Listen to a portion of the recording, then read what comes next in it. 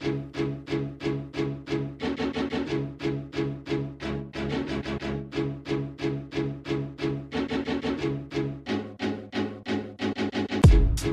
afternoon, and welcome to the 800 Credit Score Man Show. I am your host, Kevin King. He is I, and I am him, the 800 Credit Score Man himself.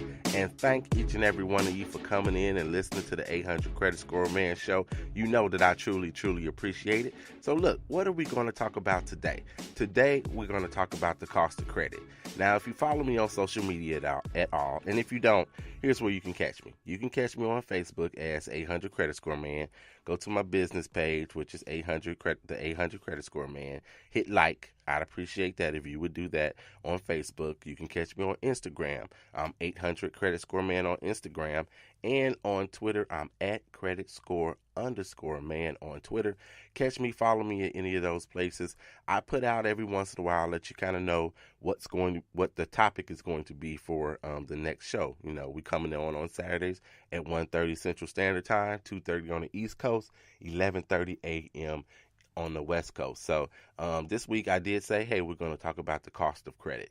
So what does credit cost you? It's going to cost you something. And what is it going to cost you? Whether you have good credit or bad credit, it's going to cost you something. So we're going to discuss that today on the 800 Credit Score Man Show, and might have a time to give you a couple of tips to, try to help you boost that credit score in the long run. So before I get started, I got to give a shout out right quick. I want to give this shout out to Pamela Denson.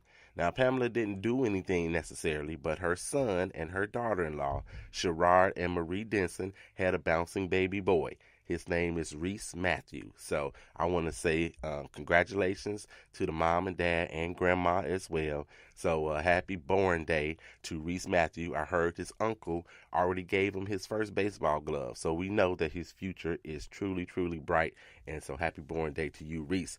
I also got to give a happy birthday shout out to Catherine Broadnax. She celebrated her birthday a week or so ago. So happy birthday to you, Catherine Broadnax, as well.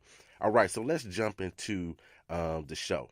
So the cost of credit. Credit absolutely costs. It can cost you a little or it can cost you a lot, but typically it's going to cost you something. The whole point and purpose of this show is to help you increase your credit scores, which will lower the interest rates that you pay, and that means you're going to save some money. So we're going to try to get those scores up so this credit that you're asking for won't cost you as much. So there aren't too many zero interest loans out there or zero credit cards out there that stay that way in perpetuity, meaning that they last forever. There's not too many of them out there, but to get those kinds of deals and to get those kinds of options, you've got to have a good credit score. You've got to get it up, and you need to give yourself some time. So don't beat yourself up. If you're already in a lower bracket when it comes to your credit score, don't beat yourself up about it. You're going to come out of this hole, and you're already doing some things to help you do that. And that's listening to the 800 Credit Score Man Show. And hopefully you're taking some of this advice and applying it to help you move your credit score in the right direction. So you got to give it some time. You didn't get into this mess overnight necessarily, so that means you're not going to come out of it overnight necessarily. Now, I do want to say this. I had a disturbing conversation with a young lady, and she was telling me how she used a couple different credit repair places. They never did what they were supposed to do, and took a bunch of money from her, and they didn't do anything, and her credit score hasn't really gone up.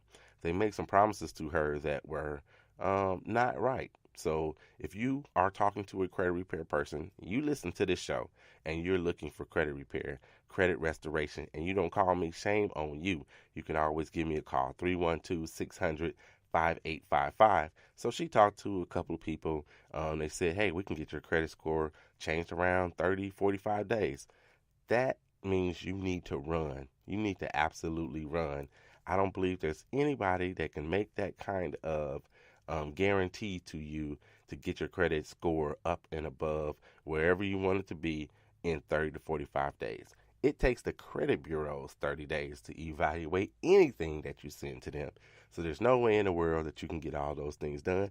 Maybe if you got one little blemish on your credit report, but typically the people that are seeking some type of credit restoration, they have more than one little blemish on their credit report. So make sure that you be cautious and beware.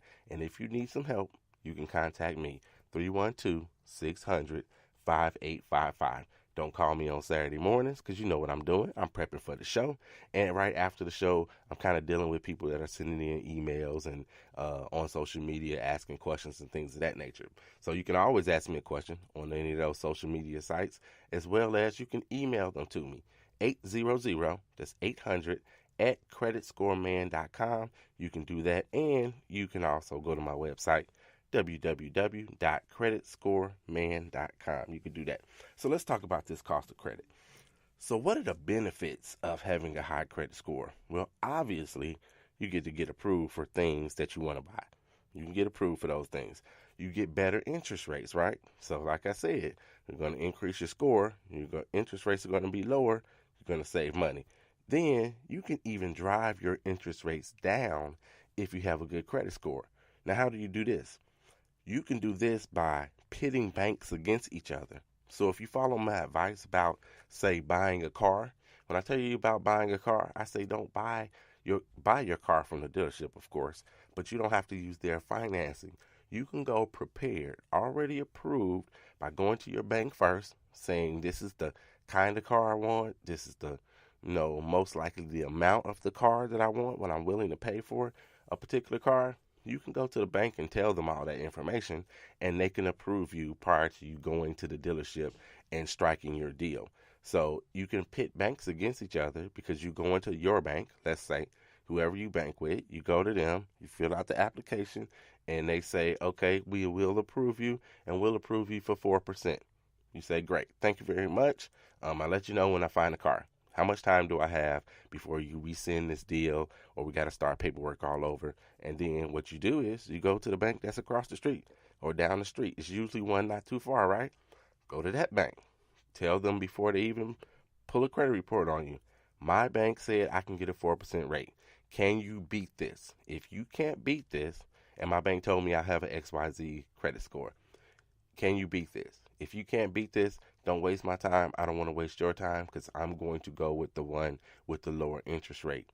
Then when you leave there, you call a credit union. Credit unions typically have a lower interest rate. You call a credit union, whether you're a member of that credit union or not. You tell that credit union the same thing. I got a rate of 4%, or if the other bank beat it and they gave you a 3.85 or whatever it is, that's what I have, and see if they can beat it. That way you drive down the interest rate, which means it's going to save you money at the end of the day. And you save money versus going to the dealership anyway. If you went to the dealership first, or that's where you went and got your car or whatever, you go into the dealership, they may actually even be calling your bank, whoever you bank with, to see if you can get approved, if they can get you approved through them. But then when the bank tells them, yeah, we can approve them, we're approving the 4%, the dealership comes back and tell you, yep, we got you approved, great news, the rate is 5%. It's like, wait a minute, you don't know. You don't necessarily know that the bank gave you 4% when you're at the dealership, but the dealership tells you that they gave you 5%. You say, okay, great, you sign the paperwork. The dealership gets that 1%. They get that 1%. That's part of how they make some money. So make sure that you know what you're doing when you come in. You know when you go to buy a car, you're trying to negotiate everything. You want the free floor mats. You want free oil changes for the next 6 months. You want free car washes. You want $2,500 off the asking price. All of those things that you're asking for, you also need to be aware of the financing part of that as well. So that's what having a good credit score can do for you. And at the end of the day, you pay less out of pocket for the same goods as your neighbors, your sister, your cousin, your uncle, your brother. You can pay less money for the same stuff. So on that note, have you ever, looked around your neighborhood, you looked at your neighbor and they're driving what they're driving and you're wondering how in the world are they doing that? They're getting a new deck put on their house, or, they got a pool put in or whatever it is. Oftentimes we like to think, maybe they're, overextending themselves. They're living beyond their means. That's a negative way of thinking about it. But maybe, just maybe, they have a great credit score. And if they got a great credit score and you deal with those kinds of things, you go to the pool place, they got, 12 months, no interest and all that kind of stuff. Maybe that's how they're doing it. Maybe they're doing it because they have a really good credit score, and it doesn't cost them as much at the end of the day as it would cost you if you had a lower credit score than they do. So those are the kinds of things that happen. And also, when you have a good credit score, you get approved for things faster. You may not be in a hurry for things, but sometimes you are. You're in a hurry. I don't care if you're just in a furniture store and you popped in the furniture store and you finally found something, but you have an event to go to, so you put in your application so you can get it for the 9 months no interest or whatever they're offering that particular day. You can get approved faster if you have a better credit score. And you may not really believe this, but let me give you a little bit of what I call inside baseball. So I used to work for a finance company. My finance company did those kinds of things. So we financed your furniture, your jewelry, things like that. You got those 90 days, same as cash, 6 months, same as cash. And now even some places are offering 5 years with no interest at all on deals. So you went and got a mattress and all that kind of stuff. That's what my company did. That's what my company did. So here's what happened. And this was eons ago, but the game has not changed at all. So here's what happens. So if that particular retailer is having, say, a big weekend, they're having this huge sale, they're marking everything 40% off. So a bunch of people are coming in. Maybe it's one of those holiday weekends where they sell all the stuff, President's Day or whatever it is, and they're doing that. Here's what happens on the financing end. You go into the furniture store, jewelry store, whatever. It's a gang of people in there. Everybody's standing in line to, fill out their application so they can get the, whatever the deal is. Let's just say it's 9 months, no interest. So everybody's standing in line trying to fill it out. They're sending those applications to a place like where I worked. They send it to one physical place, period. They're going to send it to them. Somebody on that end is going to look at it, and they're going to decide if you are credit worthy or not. They're going to decide how much can we give you. Now, they're going to send over basically your invoice. Yes, this person bought, a couch, a love seat, and some end tables, and it's going to cost X amount of dollars. So we already know what you're asking for. So then somebody on that end takes a look at it. They look at your credit score. They look at your credit overall. They look at your income. And then they say yay or nay when it comes to your credit about you getting approved. Well, on those big weekends, I'm in the office. I was actually the manager. So I'm in the office with a short staff too. So we're not fully stocked with staff that particular day. And these applications come over really quickly. We know people are standing around in the store waiting to hear what's going on. If you've got a good credit score, let's say you pop in with a 730 and you're trying to buy whatever it is you buy, that couch, love seat, and the end tables, and you got a 730, as the manager, to me that says this is a credit worthy person. This person is responsible about their credit, no matter where they live, no matter how long they've been there, no matter where they work at, no matter how long they've been on their job. They've got a good credit score, no matter what their income is. They've got a good credit score, and it's a whole bunch of applications I have to get to. You're going to get approved. You're going to get approved. You got a 730, I'm going to look at the 730, and I'm going to say approved, and I'm going to send it on back. And we'll worry about the details later. So when you have a good credit score, those are the kind of things that happen. Conversely, when you have a lower credit score, it works against you. So same scenario, you're sitting around, you send in your application. I get it, it's a 605, and I've got 20 more sitting on my desk already, and 10 more coming in. I'm going to say, 605, nah, there's nothing I can do for this particular person, and I'm going to deny your application out of hand. And I'm not looking to verify your job. I'm not looking to verify your income. None of those things.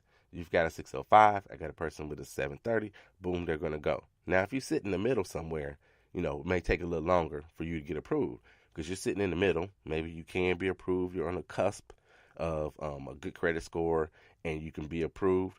But I need to verify these other things. I need to verify that you make $50,000 a year.